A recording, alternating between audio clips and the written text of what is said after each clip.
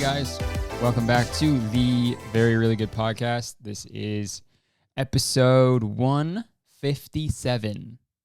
I believe. Yes, I do believe. I do declare that is episode 157. I do declares. That's what people say if people who work at Claire's, that's what they say when someone asks what they do for work. I do declares. Claire's or is it just Claire? It's Claire's, yeah. You know the place you get your friggin' penis pierced? You get a Prince Albert at Claire's. Can you do that? Do they do that? Asking for a friend. Do they do Prince Alberts at Claire's? Yeah, they do piercings there. I don't know. Maybe they do like... Because most piercing places are like, they also do tattoos, right? So if you get a tattoo at Claire's with like all the ink they have is like glittery and pink, and you can only get like JoJo Siwa tats, I'd be kind of fire. I'd get a JoJo Siwa tat at Claire's. I'd give it a go, right? Get your freaking wiener pierced. Get a JoJo Siwa tat. You know, and then go to Taco Bell because you're in a mall. Then go to Taco Bell for dessert.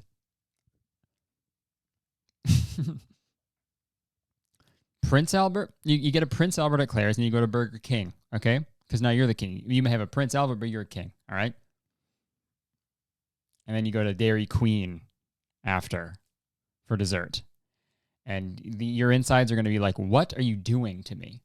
You had Burger King for lunch after getting your wiener pierced, and you put glittery ink into your dermis, and now you're what? Now you're going to wash it down with Dairy Queen just because you wanted to have a royal day with all the princes and the queens and kings. All right. All right. I guess what I'm saying is, do they do adult circumcisions at Claire's? They should start doing that. All right, hope you guys are doing all right. This is the podcast. If this is the first time you're listening to it, sorry. Bit of a weird bit to start the podcast with. What the fuck? But here we are, man. This is what we do. This is the podcast. We shoot the shit. We we talk about some goofy stuff. It's a little more, this is the first time you're watching. This is a little more laid back. You know, my main channel videos are highly edited, very scripted, but this is sort of a more, lax time. If the main channel is a wave pool, this is sort of the lazy river, if you will. You know what I mean? We're on the lazy river, and there's a dad who's just sort of in your way the whole time, and his foot is almost in your mouth, and you can't really move because you're in a lazy river, and you go where the river takes you. You know what I mean? So sometimes when you listen to this podcast halfway through, you're like, oh, there's a guy's fucking foot in my mouth. That's weird. I don't remember that happening. Who are you? And he's going to be like, oh, sorry, I'm just listening to the podcast as well. This is a great bit. Said no one while listening to this podcast. No one's ever been like, that's really funny. No one's ever been like, that's a good bit. That's from a professional comedian. It's all good. But it's all good, mate. It's all good, brother. I uploaded, what happened this week? I uploaded a video. So give it up for me. Yes, thank you. I know. It's pretty crazy. Uploaded a video last Friday about the internet's most absurd lies is the title. Okay, I did this series on my channel where I talked about people lying on the internet for clout, essentially. And they're always really fun. And like the first lies video was like the first video of mine to get over 1 million views. So it was like, big milestone for me. And those videos are always good. I made 3 of them because they're just so fun. And I didn't want to make I just like trilogies of things. I think I've said this before on the podcast. I like when there's 3. It's cool, right? But like then I think about it for more than a second and I'm like, oh, I'm a YouTuber. So it doesn't matter if there's a trilogy because what the fuck? Am I George Lucas? No. Even he didn't do a trilogy. He did, but now there's 10 of them, right? He did the original one, right? 4, 5, and 6. But he was like, you know what? I'm gonna start doing, episode 1, 2, and 3. So that's what this one. Then my new video is basically the Phantom Menace of that series. There's a pretty racist alien in it. Jar Jar Binks is who I'm talking about. It's pretty crazy how, like, you can look this up, but just how, like, offensive some of the characters were in Star Wars, especially Phantom Menace, right? But this isn't about Star Wars, okay? What if, if George Lucas was actually, like, a YouTuber on the side? He had his, like, he put out, like, blockbusters, Star Wars movies, and then, like, the next, like, after fucking Attack of the Clones came out, he was, like, on his channel, he was like, what's up, guys? Today we're going to be, we're doing Smash or Pass. We're going to be doing Smash or Pass, the Brady Bunch edition. And you're like, you're a director. What are you doing on here? That's awesome. I wish George Lucas should be a YouTuber. He's my favorite YouTuber. Yeah. Quentin Tarantino, favorite YouTuber, man.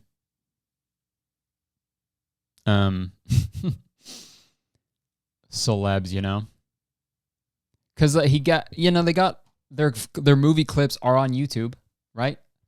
So they're inadvertently YouTubers. You know what I mean? So there you go. That's it. All directors are YouTubers. We're figuring it out slowly on the podcast. We're gonna get there. Speaking of celebs, dude, how was that for a fucking segue, dude? Wrong button. I'm sorry. How's that for a fucking segue, dude? Nice wet little shit. All right. Speaking of celebs, there was you guys see this stuff about fucking Ashton Kutcher and Mila Kunis? Apparently they're on Kristen Bell's podcast or Dax Shepard's podcast. And they're saying that they only bathe their kids when they stink. First off, kids always fucking stink. You know? What do you... Yeah, okay. Only bathe kids when they stink. They're kids. They pick their ass, and they pick their nose, and they eat it. And they go, can I have 4 sugar cubes, please? That's a kid. That isn't my impression of a kid. Can I have 4 sugar cubes, please? You know how kids just cough? You know how kids just fucking cough? They don't cover their mouth at all. You're getting some on you. All right? You only bathe your kid when they stink? Uh-oh, that kid's always in the bath then. That kid has never seen the sun. Your son has never seen the sun because they stink all the time because it's a fucking kid. What are you talking about?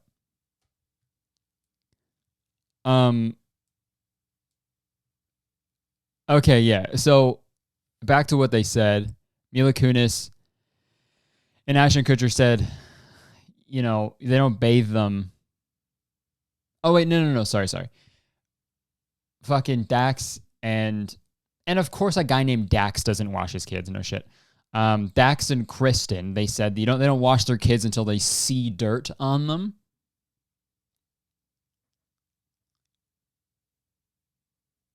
What?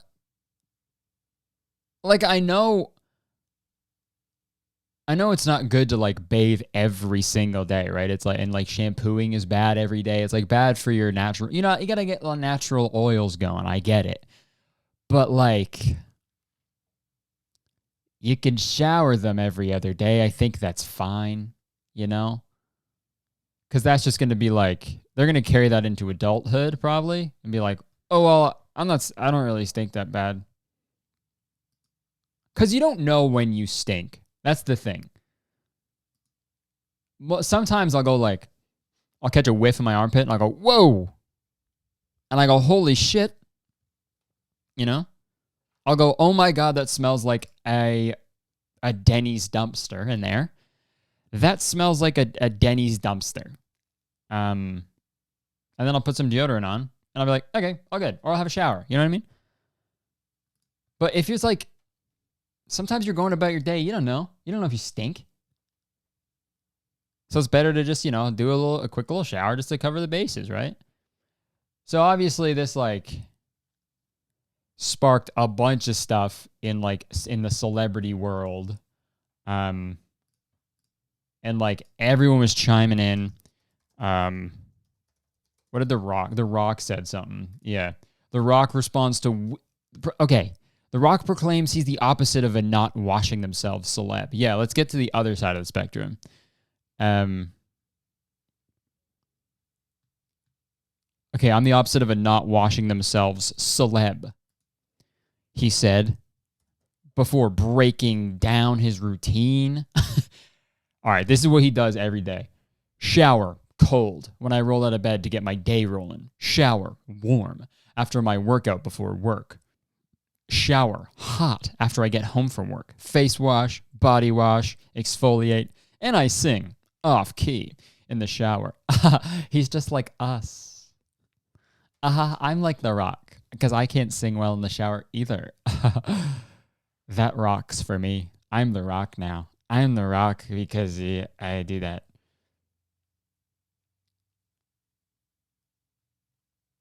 Okay.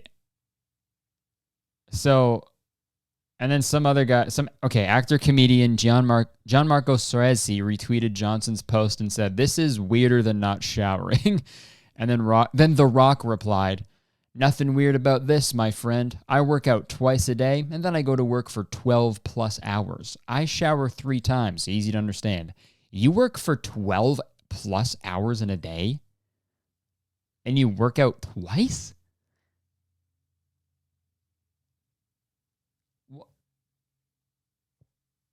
Why?" I know he's The Rock, and he has to like maintain all of his humongous boobs and arms. But still, man, you can have a day to relax. I shower 3 times an hour, okay? I'm the fucking Rock. Would you prefer a dry rock or a wet rock? Always a wet rock, okay? Push, because I don't know what I'm saying.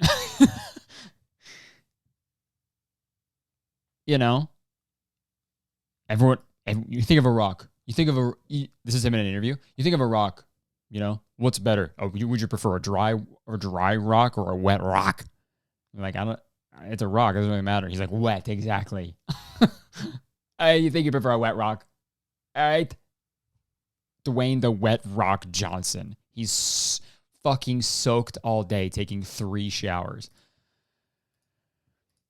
And then fucking Terry Crews was like, what did he say? And of course, when you search Terry Crews shower, the freeze frame of him in an Old Spice commercial pops up. Of course it does.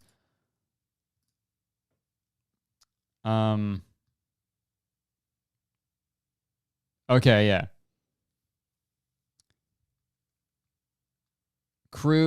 Okay. Terry Crews said he took 3 showers.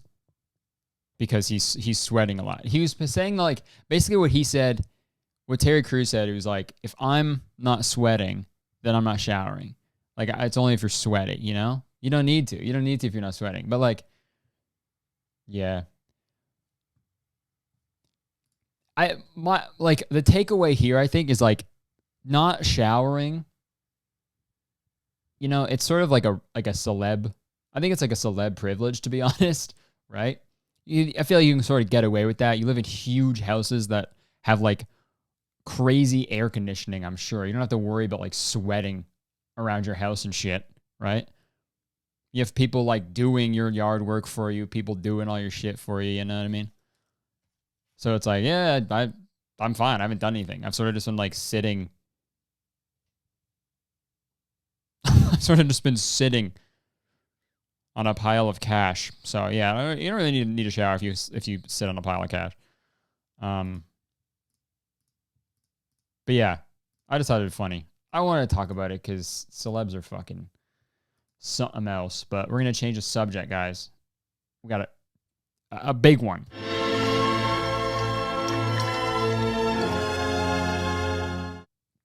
I feel like this would probably take up like the rest of the episode, but we're gonna do something that I've been wanting to do for like a main channel video, but I just don't. I don't know. For some reason, I don't want to. So I feel like it'd be better to reformat it, and we can do it on the podcast. I'm gonna read. I'm gonna read a fan fiction. Okay. That someone wrote about me and Danny. It's sort of like a love triangle between us and Obama. Because those are the fan fictions I like, okay? The ones that are like funny. Not the ones that are like just horny, because that makes me uncomfortable. So we're gonna read this together, all right? So, kick back. And let's get to reading it. I'm excited. This is a couple pages, so this is gonna be a while. So I hope this is entertaining. I don't know. This episode of Very Really Good is sponsored by Sleeper. Fantasy sports always seemed pretty fascinating to me. I could see myself, enjoying it, having a good time. But I've just never got into it because the whole process of like starting it seems so intimidating and confusing. Luckily, Sleeper is here to solve that problem. If you've never heard of Sleeper before, wake up. Sleeper is the best app to host your fantasy football, basketball, and esports leagues. Sleeper delivers an innovative, seamless, and clean mobile experience. And oh yeah, did I mention that it's completely free? Unlike older, boring fantasy platforms, Sleeper has personality, okay? Sleeper got spunk and has interactive features like text and voice chat built right into the app. So you don't have to head over to the group chat to talk shit to your friends and brag about how much better your team is doing. You can do it all within the app. And it comes with no ads.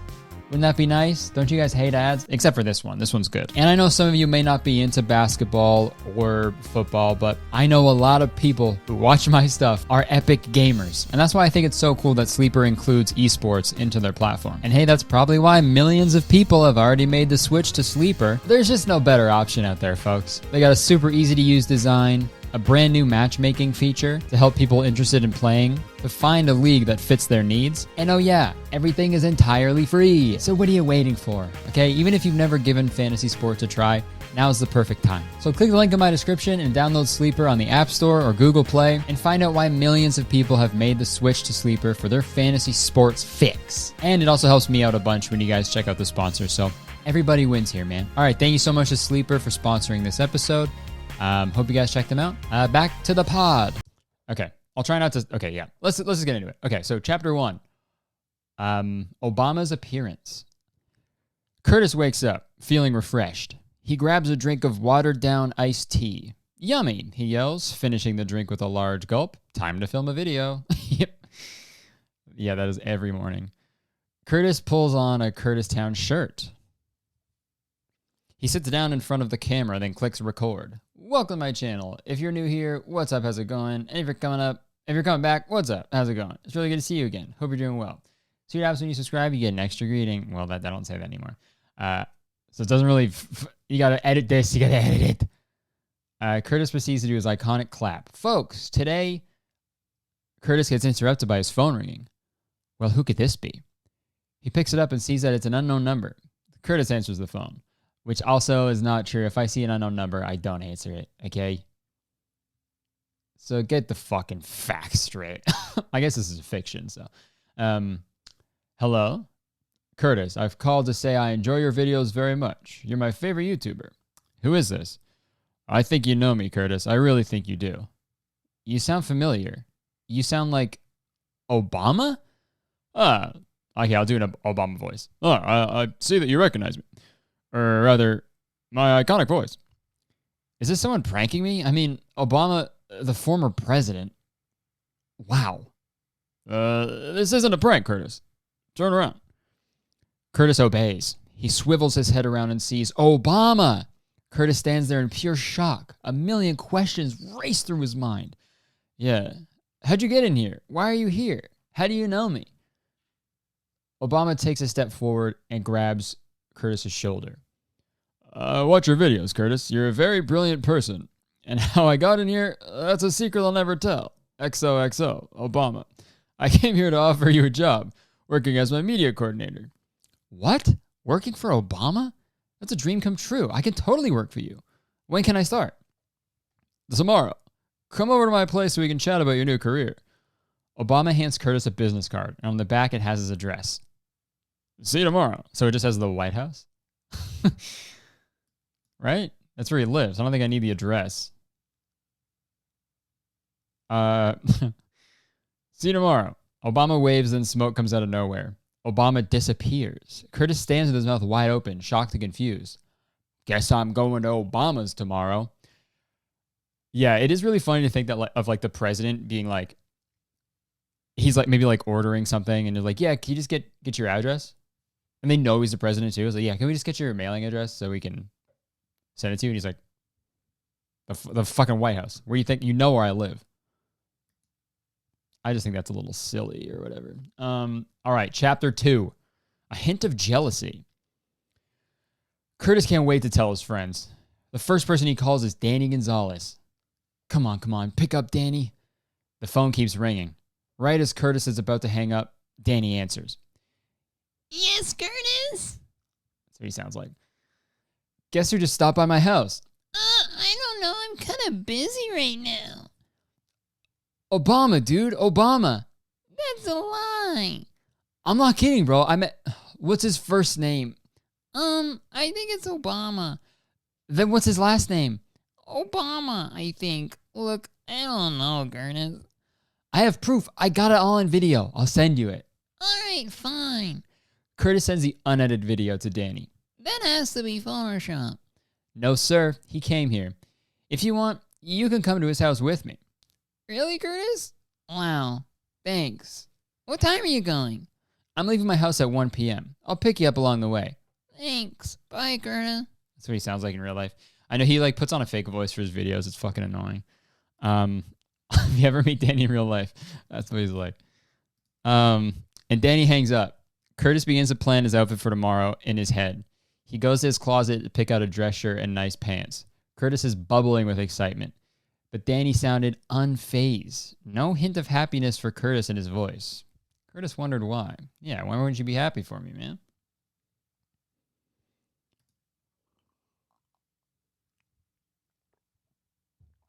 The plot thickens. Chapter 3, Obama crib. That's what they called the White House when he was president. Kurtis sits in his car outside Danny's house. He turns down the music as Danny walks out the door. So in this world, I get the call from Toronto. I drive to Chicago, and then from there, I'm because that's on the way, I guess, and then we're gonna drive to Washington D.C. Okay. He turns down the music as Danny walks out the door. He's wearing a fancy black suit with a bright yellow tie. Upon closer inspection, the tie has small Kermits. Kurtis waves, and Danny opens the car door. Hey man, what's with the tie? Kurtis asked, looking closer at it. My grandma got me this tie. Don't you dare make fun of it. I think a Kermit tie is very fashionable, and I think Obama will enjoy it. Danny sits down and buckles his seatbelt. He puts a lemon LaCroix in the cup holder. I wasn't making fun of it. I think it's pretty cool. Obama will definitely like it. By the way, are you excited to see him? This is an opportunity of a lifetime. Danny gives a small smile. Yeah, it's definitely exciting. Just checking. You seem a little unenthusiastic to see the former president. He's a legend. I'm excited. Just a little nervous, I guess. Kurtis pulls out of the driveway and heads down the road. He takes a left. Danny sips on his LaCroix. Do you actually like that stuff? It's like watered down juice. Okay, true. I hate LaCroix. I don't like it. So there's probably something I would say, you know? I'd probably say something like, get that out of my face, get that out of my car, you know? Get that out of my car's face even, you know? I drive Lightning McQueen. I'm inside Lightning McQueen at all times, and it's a dream come true. Danny looks at Kurtis like he's crazy. This stuff is luxury soda. He takes another sip. It's the essence of fruit, and I'm taking a break from soda anyways. Being healthy, you know? Kurtis laughs. Yeah, I know. I should probably be more healthy too. I drink so many energy drinks, it's a little scary. Kurtis continues to drive. I didn't know Obama lived by you. Yeah, it's really crazy. Maybe he just moved here, or this might be a vacation house. Kurtis drives up a long, curvy path. The path is shaded with surrounding trees, blocking the view on both sides. After about 5 minutes, they arrive at an iron gate. Kurtis notices a buzzer. He clicks a random button on it. Hello? Oh, hello. You're at the Obama residence. May I have your name? A lady's voice echoes out of a speaker. Sorry. I didn't see you as a lady's voice. She has the deepest fucking voice.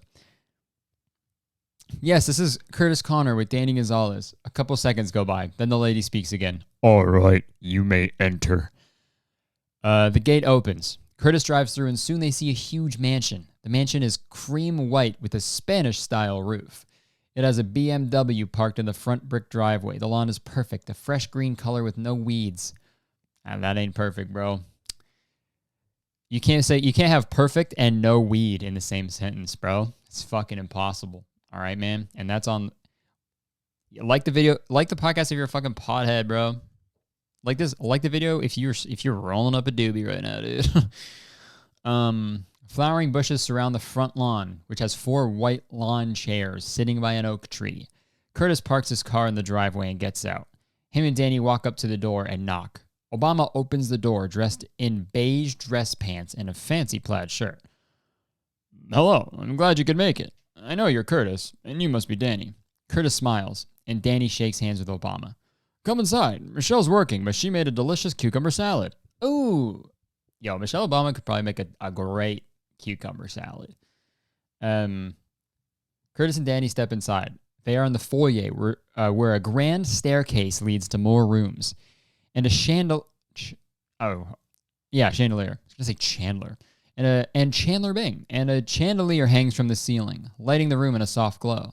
And then fucking Ross Geller's in the next room. This is a lovely house, Mr. Obama. Oh, wait. This is a lovely house, Mr. Obama. Danny says, looking at the room in awe. Thank you, Danny. Michelle picked out some of the furniture and lighting fixtures. It's truly a wonderful home. Now come with me to the living room. Obama smiles and walks to a doorframe on the right. Kurtis and Danny follow behind, taking in the house. They enter the living room. It has a large light gray couch with various throw pillows, all perfectly placed. A glass table sits in front of the couch. 2 cozy armchairs sit by the grand white brick fireplace. The top of the fireplace is adorned with pictures of Obama and his family. They're really painting a picture. I like it. They're a good writer. You can sit on the couch if you'd like. I'll pull up an armchair for myself. Obama pulls the armchair closer to the glass table, across from Danny and Kurtis. The cucumber salad sits in a wooden bowl on the table. 2 plates, forks, and napkins rest by the salad. Kurtis puts some salad on his plate. Danny grabs his fork, examining it. Real silver spoons. Do you like the design? Obama asks. Oh, yes, it's very intricate, Danny points out. He grabs some salad on his fork. So I've called you here to tell you about your job as my media coordinator, Kurtis. You get to pick photos for my social media, add captions, create ads, and come up with photo and video ideas. How does that sound? That sounds great, Kurtis says. Your income will be $70K a year, Obama adds. He could probably pay more than that. He's Obama, right? But, starting position, that's great for a starting position, I'll say that. Wow, thanks for this job. This is the best opportunity ever, Kurtis exclaims. Danny quietly eats his salad, not saying anything. He slightly frowns. Obama notices. Something wrong? Obama asked, looking at Danny. Danny looks up. Oh, sorry, I'm fine. All right, so Kurtis, when can you start? As soon as you'd like, sir, Kurtis nearly shouts. Obama laughs. You're very eager. That's good. I know you'll be passionate about the job. Kurtis and Obama continue to chat. I just said Obama. Okay, Obama. Kurtis and Obama continue to chat. Danny doesn't take part of the conversation. Instead, he gets up and exits the room, soon finding himself lost in the house. Danny finds himself in a large office. The office has a wooden desk and chair with filing cabinets. The windows give natural lighting to the room. Danny walks towards the desk. He notices a file saying top secret in big red letters. Danny opens it. Oh, shit. Holy fuck. Inside the top secret file, Danny finds a list of names in bold red ink crossed out. He finds Kurtis's name at the end of the long list, the only name without a line through it. The next pages in the file have information on the people on the list, their age, address, gender, past jobs, and more personal information like social security numbers. Danny takes out the very last page in the file. It has all of Kurtis's information. What is Obama doing with all this information? Danny asks himself. He attempts to put everything back the way it was when he found it. Danny places the file back on the desk and creeps back to the door. But as he reaches for the doorknob, the door swings open to reveal Obama standing behind it. Danny jumps back in surprise. What are you doing in my office, Mr. Gonzalez? Obama asks, his arms crossed. Danny hesitates to answer. I got lost in your house. Obama gives a look of skepticism. I know what you did, Danny. I know what you've seen. You leave me no choice but to explain. Obama sighs and goes on with his explanation. I recruit people with the promise of a job. They all accept it, of course. They're working for Obama, after all. I hold them captive in my house. They work for me day and night, making sure I become the most successful politician in the world. I shall conquer the earth one day. Oh, my God. Danny takes this all in. Obama, why would you choose Kurtis to be recruited? I genuinely like his videos. I think he would be very productive. Obama's... Okay, well, thank you. Wow, thank you. Thank you, Obama. If I ever meet Obama, I'm going to have to bring this up. Because, like, remember when you said this to me? You're like, what the fuck are you talking about? This is like the fan fiction, you know? Remember? Okay, I knew something was fishy all along. A commentary YouTuber randomly recruited by a former president? It's just also obvious that you're up to something.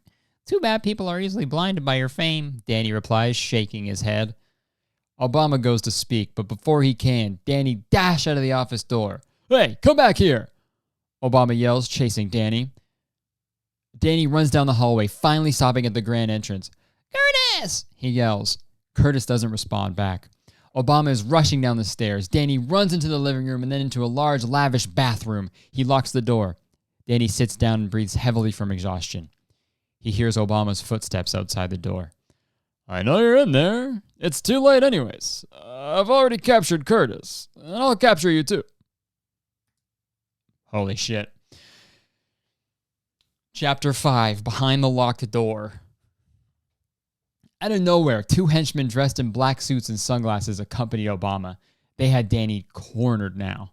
Grab him! Obama commanded the henchmen. They walked forward and grabbed Danny by the arms and lifted him off the ground with little effort. Let me go, he yelled, flailing his arms and attempting to kick the henchmen. Sorry. Let me go! They simply ignored his shouts and gripped his arms even tighter. Obama beckoned the men to follow him. After walking through a few rooms, they finally arrived at a large, warm, lit dining room. It's fucking lit, dude.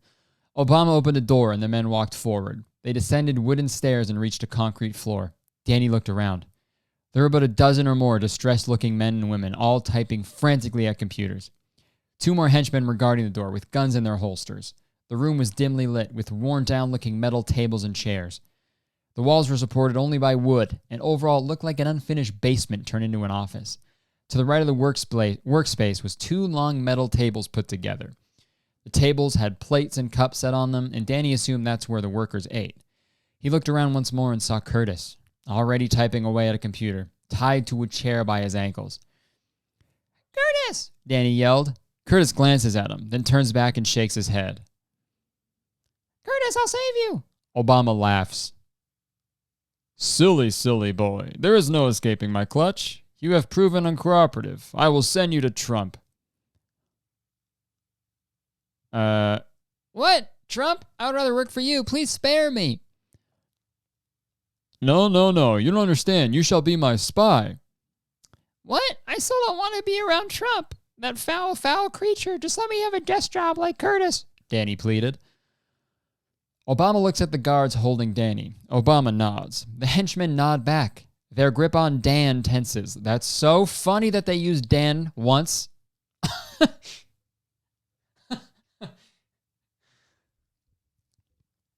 That's so funny, man. Said Danny for the whole story. One time they say Dan, and then that's it. I don't want to put NY at the end. All right, their grip on Dan tenses. Fuck, that's so funny, dude. Okay. They start walking across the bare room. Danny tried to peer over the hulking bodies of the henchmen and look at the computer screens, but he couldn't see anything past them. The henchmen stop in front of a door. The door has several locks and bolts. One of the henchmen takes a key out of his pocket and puts it in a lock. The other man takes another key out of his pocket and puts it in the lock below. They take out several more keys and unlock the rest of the locks. Hold him while I open the door, will you? One of the henchmen says. He walks forward towards the doorknob. Danny is teeming with curiosity as to what's behind the door. Piles of cash? A secret lair? A complex computer system? A torture chamber? Everything seemed to be in slow motion to Dan. Okay, here we go. We got the... I guess Danny is Dan from now on. The henchman's hand was reaching, grabbing the knob. It was turning, and then he heard a click. It was time to face whatever was behind the door. The man opened it. Whoa. Inside was a black suit in a case. Okay, a tiny golden pistol sat beside it in another glass case. The golden pistol shined and sparkled like a diamond. The suit was so crisp and sharp and professional looking. Danny wondered why he was being taken in here. Before he could wonder anymore, he feels a tap on his shoulder. The henchman guard drops him on his feet. Dan turns around and sees Obama. Impressive, I know. You have the wonderful opportunity of getting to wear my special suit and to use my golden pistol. Why would I wear this? Why are you making me do? Danny asks. Obama smiles. You'll be assassinating Trump for me. Whoa, this took a turn, man.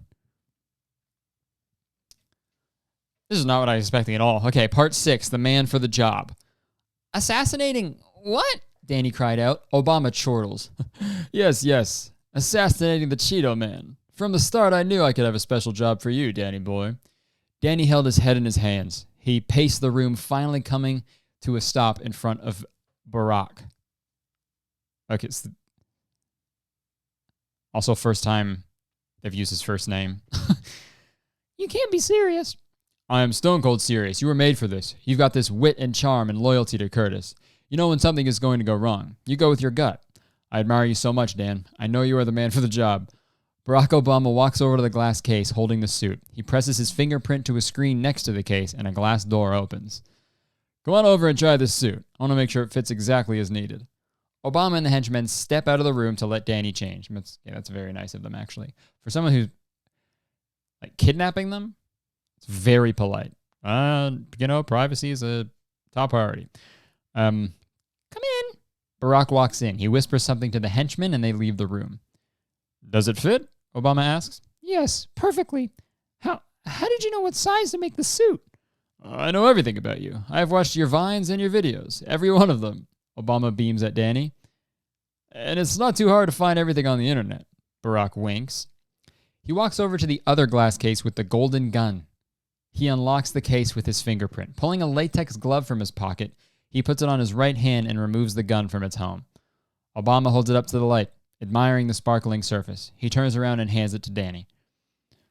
Perfectly perfect. Untouched, preserved. The golden gun. My prized possession. Now yours. Take care of it. I'll get you a briefcase to put it in.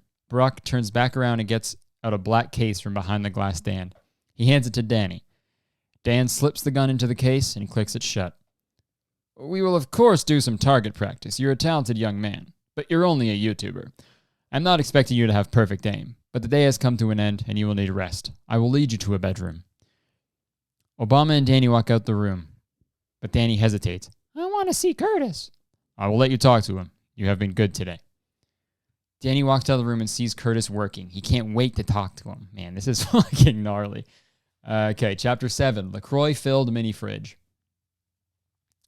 Yeah, I don't think we'll have time for advice. This is a long story.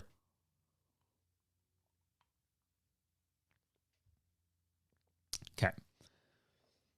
Danny walks over to the desk Kurtis is working at. He is typing away, not even noticing that Danny is standing beside him.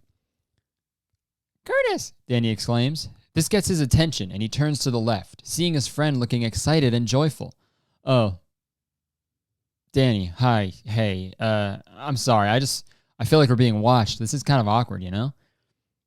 Danny looks behind and sees the guard by the door he just came out of and 2 guards by the door, looking as solemn as ever. He looks back at Kurtis and shrugs. I mean, I doubt they can hear us. No, you don't understand. Kurtis looks down at his keyboard and back up at Danny. I'm not talking about the guards. I think there's recording devices practically everywhere. They're in the computers. And we probably have them attached to us or something. I need to speak to you in private. We got to get out of here. I mean, never mind. Well, anyways, the reason I came here to talk to you is because I'm going on a mission to assassinate Trump. And if I never come back, tell my mother I'm sorry. I think I'll make it out alive, but it's a risky thing. And I don't know why Obama chose me to do it, but it's my mission. Kurtis stands up and hugs Danny. I'm going to try to escape. Don't try to stop me. I'm miserable here. I want to be a YouTuber again. I need to give my extra greeting to the citizens of Kurtistown. Danny pulls back and nods, giving a final pat to his friend's shoulder. He walks back to the entrance to the secret room with Obama standing beside the doorway. I said goodbye to him. I know you will miss your friend dearly, but you will see him again. Now, to your bedroom. My wife was in charge of decor, and I think it looks lovely. Danny followed Obama out of the room and up to the second level of the house. Danny agreed with Obama in his head that Michelle decorated the house wonderfully. The hallway was a pale gray, with various pictures framed of the Obama family. Danny began to see Barack as more of a family man than less of a boss as he passed by the photos. Barack opened one of the many doors in the hallway. Inside was a large bedroom with cream white walls and a sage green accent wall. The bed had soft throw pillows and the fuzziest blanket Danny had ever felt. And the star of it all, a mini fridge with all the LaCroix flavors. I hope you like that, Obama commented with a smile. I love it. Thank you. Now I need to know, when does my mission start? Well, you need to have a little bit of target practice. So in 2 weeks, we'll deploy you for the mission. I will go over the details with you later on. But you need to get a good night's sleep. See you in the morning, Danny. Chapter 8. Training. I don't know how many chapters this is. Okay, there's 9 chapters. So we're almost done. Fuck, okay. A heavy pounding on the door woke Danny. Hello, he said groggily. A guard entered the room. Get up, you have training today, the guard. Okay, get up, you have training today. The guard then exited. Danny laid his head back down on the pillow. He wasn't used to getting up so early. The sun peeked through the blinds and casted a golden glow on the bed. Just as Danny was about to fall back to sleep, the guard entered again. I figured this would happen. I'm not reminding you again. Get up. The guard yanked the blanket and sheets off him, leaving Dan shivering and forced to get up. Did you really have to do that? He complained. The guard rolled his eyes and walked out the door. Danny was excited for the day. He wondered what the training would have in store for them. Danny Gonzalez of the foyer. I have a little surprise for you. Obama's voice boomed from downstairs. He left his room and went down the hallway. Danny looked down from the star railings and saw Obama holding a small container. What's in the box? He asked. Once he made his descent to the floor Obama was on. Barack smiled and opened the container. Inside was a chocolate chip muffin. A muffin? Oh. Danny couldn't help feeling a bit disappointed since all of Obama's gifts had been very extravagant. Despite this, he still managed to give him a weak smile. Well, thank you. He took the muffin and bit into it. Dan stood there in a bit of a shock. This tastes absolutely heavenly. Who made this? He took another bite into the muffin. Well then, I'll tell Michelle you liked it. Once Danny was finished with the muffin, the former president led him outside. The backyard was huge and was separated by 2 main parts. First part was for recreational use. It had a pool, patio, and a well-kept garden. Second part had a large expanse of green grass, and it looked like an obstacle course was set up. There were monkey bars, a wooden climbing wall, ropes, and the last section had targets set up. This will be the area you train in. I want to test your strength, your skill, and your agility. Now, I'm no fitness expert, but Michelle is, so she'll be training you. Obama looked over Danny's shoulder, and Danny turned around to see Michelle, wearing a tracksuit and a whistle around her neck. She greeted Danny with a smile. Man, this did not end up where I thought it was going to end up. So Obama's recruiting YouTubers to... So he has like a bunch of people prisoner. He's forcing Danny to kill Trump. Okay, this is Michelle now. Thanks, honey. All right, are you ready to get pumped up? Michelle exclaimed. Danny felt enthusiasm course through his veins. Yes, I am. Nicki Minaj's super bass begins playing. Okay. 10 laps around the yard. Go. And with the click of a timer, Dan runs off. He went for the occasional run now and then, but he wasn't used to being timed. Despite this, he wanted to impress Michelle and prove his worth. Around 5 laps in, he started feeling exhausted. There was a stitch at his side, but Danny pushed through it. Michelle noticed his visible exhaustion and decided it was time for some words of motivation. Come on, you can do this. Danny was on his last lap, giving one final spurt of speed. He dashed to where Michelle was standing. 8 minutes and 35 seconds. Not bad. Danny stood in front of Michelle, bent over, trying to catch his breath. Michelle gave him a pat on the shoulder. You have to do the obstacle course next. Dan walked over to the start of the course. He would have to do the monkey bars first. Easy enough, right? He thought. All right, when I blow this whistle, you'll start. Once you get done with the monkey bars, you move on to the next obstacle. No breaks in between. Do your best. You got this, Michelle said, holding the whistle. On your marks, get set. Danny got into a running position. And go!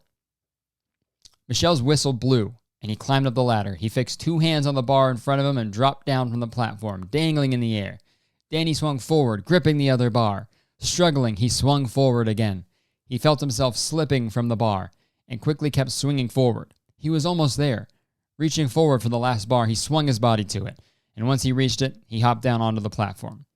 Remember, no pausing, Michelle reminded him.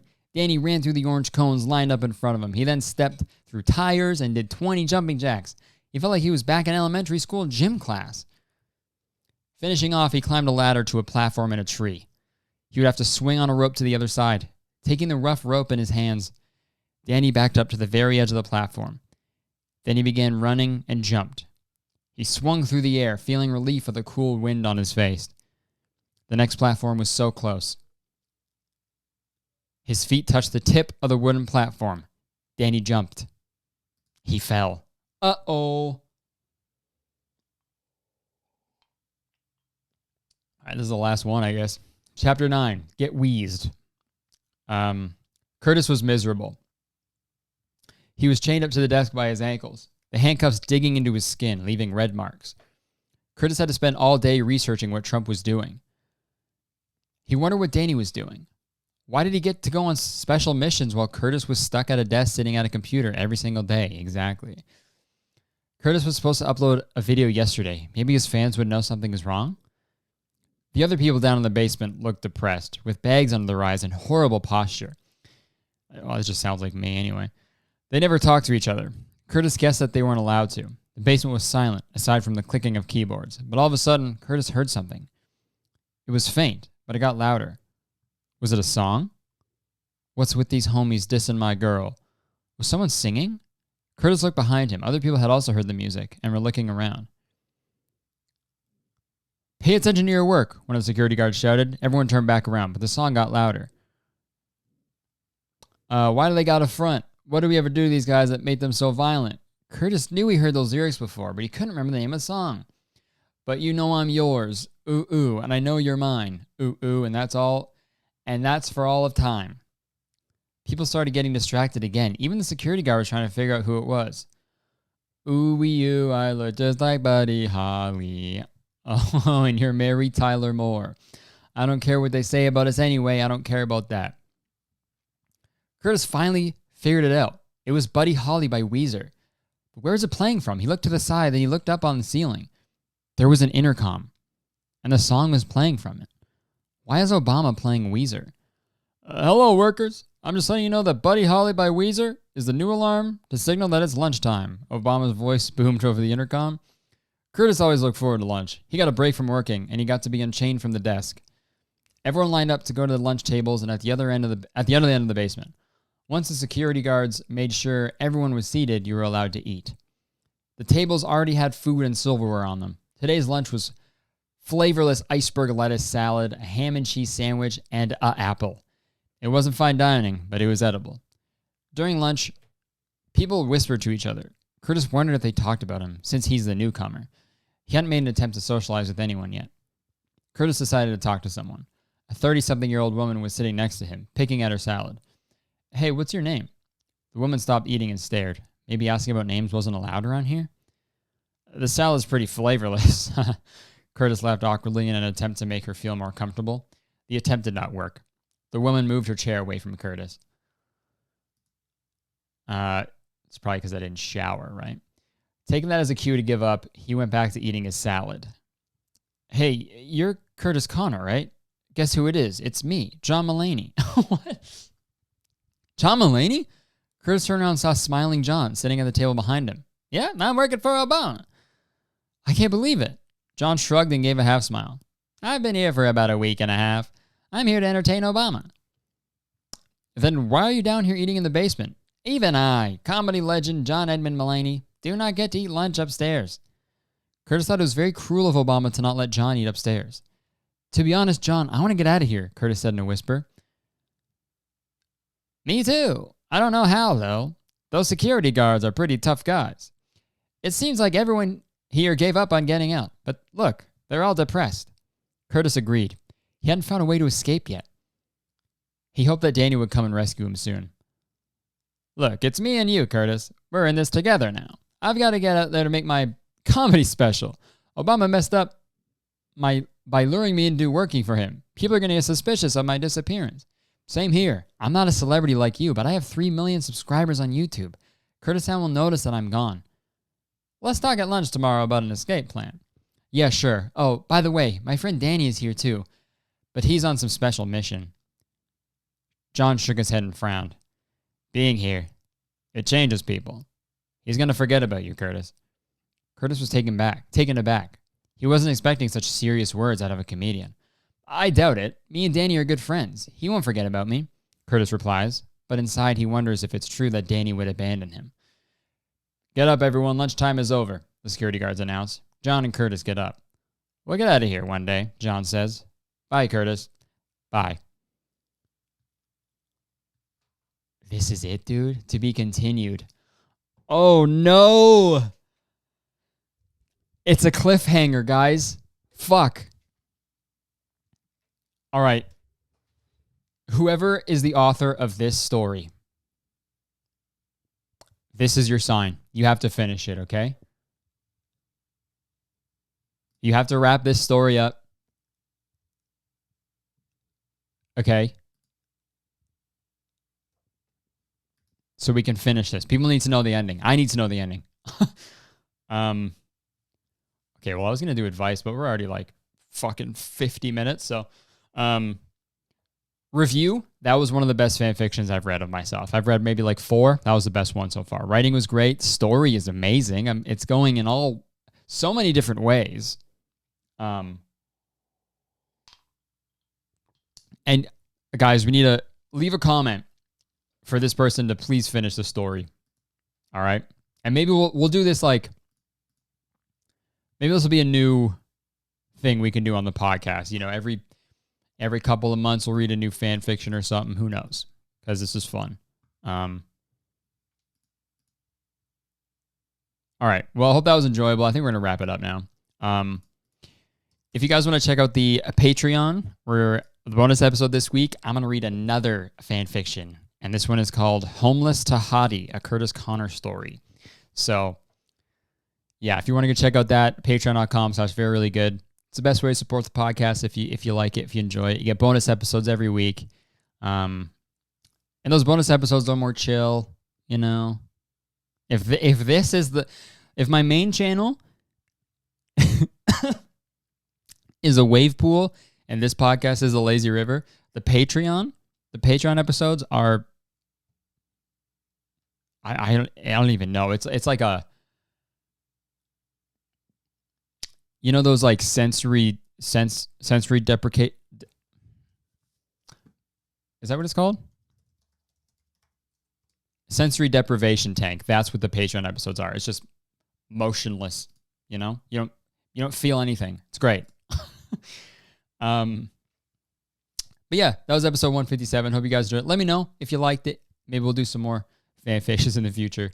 But yeah, if you're the author, finish it, please. We need to know. But yeah, thanks for listening. Hope you guys enjoyed. Hope you guys have a good week. And yeah, I will see you guys next week. Peace.